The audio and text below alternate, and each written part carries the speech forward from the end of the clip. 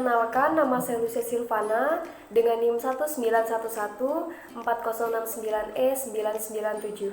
Saya mahasiswa dari Akademi Keperawatan BPSDes Rukam. Jadi pada hari ini, saya akan menjelaskan secara singkat fisioterapi dada atau nebulizer beserta dengan SOP-nya atau standar operasional prosedur. Yang pertama adalah pengertian fisioterapi dada. Fisioterapi adalah suatu cara atau bentuk pengobatan untuk mengembalikan fungsi suatu organ tubuh dengan memakai tenaga alam. Fisioterapi dada merupakan tindakan yang dilakukan pada klien yang mengalami retensi sekresi dan gangguan oksigenasi yang memerlukan bantuan untuk mengencerkan atau mengeluarkan sekresi. Yang kedua adalah tujuan fisioterapi dada. Yang pertama, klien dapat bernafas dengan bebas dan tubuh mendapatkan oksigen yang cukup. Yang kedua, mengembalikan dan memelihara fungsi otot-otot pernafasan. Yang ketiga, membantu membersihkan sekret dari bronkus. Yang keempat, mencegah penumpukan sekret. Yang kelima, memperbaiki pergerakan dan aliran sekret. Dan yang terakhir adalah pengobatan dan pencegahan pada penyakit paru obstruktif menahun. Yang ketiga, kompetensi dasar lain yang harus dimiliki untuk melakukan fisioterapi dada. Yang pertama adalah struktur dan fungsi sistem pernapasan, dan yang kedua teknik mengatur posisi. Yang keempat adalah indikasi, kontraindikasi, dan komplikasi dari tindakan. Yang pertama adalah indikasi. Profilaksis untuk mencegah penumpukan sekret yaitu pada yang pertama, pasien yang memakai ventilator, yang kedua pasien yang melakukan tirah baring yang lama, yang ketiga pasien yang produksi sekutu meningkat, dan yang keempat adalah pasien dengan batuk yang tidak efektif. Mobilisasi sekret yang tertahan, yang pertama pasien dengan elektasis, yang kedua pasien dengan abses paru, dan yang ketiga pasien dengan pneumonia, yang keempat pasien pre dan postoperatif, dan yang kelima pasien neurologi dengan kelemahan umum dan gangguan menelan dan batuk.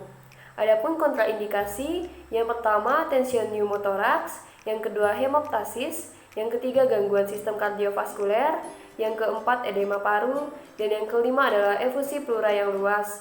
Adapun komplikasinya adalah trauma toraks. Yang kelima adalah alat dan bahan yang digunakan. Adapun alat dan bahan yang digunakan adalah bantal 2-3, yang kedua adalah tisu wajah, yang ketiga adalah segelas air hangat, yang keempat adalah masker, yang kelima adalah sputum pot berisi desinfektan, yang keenam handuk kecil, dan yang terakhir adalah bengkok. Adapun tahap yang keenam adalah aspek keamanan dan keselamatan safety yang harus diperhatikan. Aspek keamanan dan keselamatan yang harus diperhatikan oleh perawat meliputi area tindakan terapi dada, posisi pasien ketika melakukan tindakan untuk mencegah trauma toraks. Yang ketujuh adalah protokol atau prosedur dari tindakan. Yang pertama, lakukan auskultasi bunyi nafas klien. Yang kedua, instruksikan klien untuk mengatakan bila mengalami mual dan nyeri dada. Yang ketiga, berikan medikasi yang dapat membantu mengencerkan sekresi. Dan yang keempat, kendurkan pakaian klien. Yang pertama, postura drainase. Yang kedua, perkusi. Dan yang ketiga adalah vibrasi. Yang kesembilan adalah hal-hal yang penting yang harus diperhatikan bagi perawat dalam melakukan tindakan. Yang pertama, mengetahui area yang dilakukan tindakan agar terhindar dari risiko dan trauma toraks. Yang kedua, perhatikan pakaian klien, jangan terlalu ketat. Yang ketiga, batuk 2-3 kali berurutan setelah setiap kali berganti posisi. Yang keempat, minum air hangat setiap hari sekitar 2 liter. Yang kelima, jika harus menghirup bronkodilator, lakukanlah 15 menit sebelum drainage. Yang keenam, lakukan latihan nafas dan latihan lain yang dapat membantu mengencerkan lendir. Yang ketujuh, perkusi harus dilakukan hati-hati pada keadaan patah tulang rusuk, emfisema subkutan di bagian leher dan dada, skin graft yang baru, luka bakar, infeksi kulit, emboli paru, dan pneumotorak tension yang tidak diobati. Selanjutnya adalah pembahasan inhalasi dan nebulizer. Yang pertama adalah pengertian inhalasi. Inhalasi adalah pengobatan dengan cara memberikan obat dalam bentuk uap kepada si pasien langsung melalui alat pernapasannya atau hidung ke paru-paru Terapi inhalasi adalah sistem pemberian obat dengan cara menghirup obat dengan bantuan alat tertentu, misalnya dengan metered dose inhaler atau MDI, dan dry powder inhaler atau DPI, dan nebulizer. Yang kedua adalah tujuan terapi inhalasi. Yang pertama, mengembalikan dalam kondisi normal pernafasan yang terganggu akibat adanya lendir. Yang kedua, terapi inhalasi diberikan pada gangguan atau alergi saluran pernafasan. Yang ketiga, relaksasi saluran pernafasan. Dan yang keempat, menekan proses peradangan serta mengencerkan dan memudahkan pengeluaran dahak. Yang ketiga adalah indikasi inhalasi.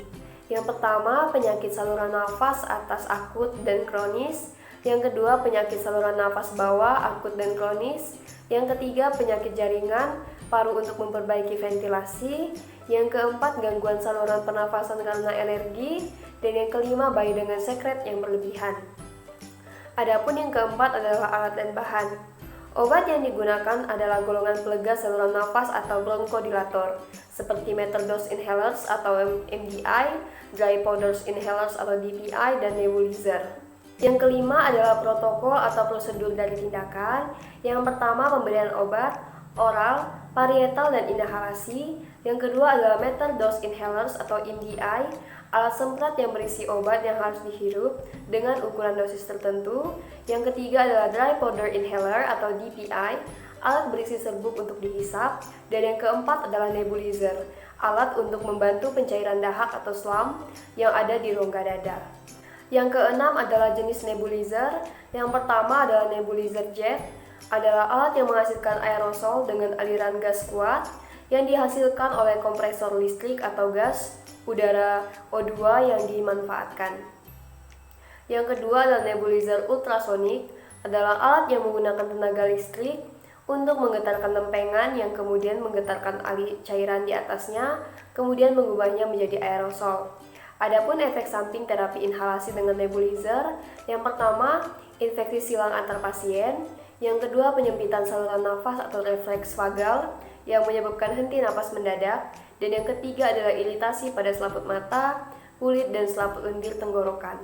Yang ketujuh, hal-hal yang penting yang harus diperhatikan bagi perawat dalam melakukan inhalasi. Yang pertama, gunakan tabing, nebulizer cup, mouthpiece, atau masker yang untuk masing-masing pasien. Yang kedua, lindungi mata dari uap. Yang ketiga, berikan obat yang sesuai dengan resep. Yang keempat, jangan mencampur obat tanpa seizin dokter. Yang kelima, jika memungkinkan, selama terapi, atur nafas dengan menarik nafas dalam melalui hidung dan hembuskan melalui mulut. Yang keenam, perhatikan perubahan yang terjadi, seperti kebiruan atau sionasis, batuk berkepanjangan, gemetar atau tremor, berdebar-debar, dan mual muntah. Yang ketujuh, segera setelah selesai melakukan terapi inhalasi, basuh wajah dengan air. Yang pertama adalah pengertian. Pemberian inhalasi uap dengan obat atau tanpa obat menggunakan nebulator. Yang kedua adalah tujuan. Yang pertama, mengencerkan sekret agar mudah dikeluarkan. Dan yang kedua, melonggarkan jalan nafas. Adapun yang ketiga adalah petugas. Petugasnya adalah perawat. Dan yang keempat adalah peralatan. Yang pertama adalah set nebulizer. Yang kedua, obat bronchodilator. Yang ketiga, bengkok 1 buah. Yang keempat, tisu. Yang kelima, squid 5 cc. Dan yang keenam adalah aquades. Yang kelima adalah prosedur pelaksanaan yang terdiri dari 2. Yang pertama adalah tahap pra-interaksi. Yang pertama, mengecek program terapi. Yang kedua, mencuci tangan. Dan yang ketiga, menyiapkan alat. Adapun tahap orientasi, yang pertama, memberikan salam dan sapa kepada pasien. Yang kedua, menjelaskan tujuan dan prosedur pelaksanaan. Yang ketiga, menanyakan persetujuan atau kesiapan klien. Yang keenam adalah tahap kerja. Yang pertama, menjaga privasi klien. Yang kedua, mengatur pasien dalam kondisi duduk. Yang ketiga, menempatkan meja atau troli di depan pasien yang berisi set nebulizer. Yang keempat, mengisi nebulizer dengan aquades sesuai takaran. Yang kelima, memastikan alat dapat berfungsi dengan baik. Yang keenam, memasukkan obat sesuai dosis. Yang ketujuh, memasang masker pada pasien. Yang kedelapan, menghirupkan nebulizer dan meminta pasien nafas dalam sampai obat habis.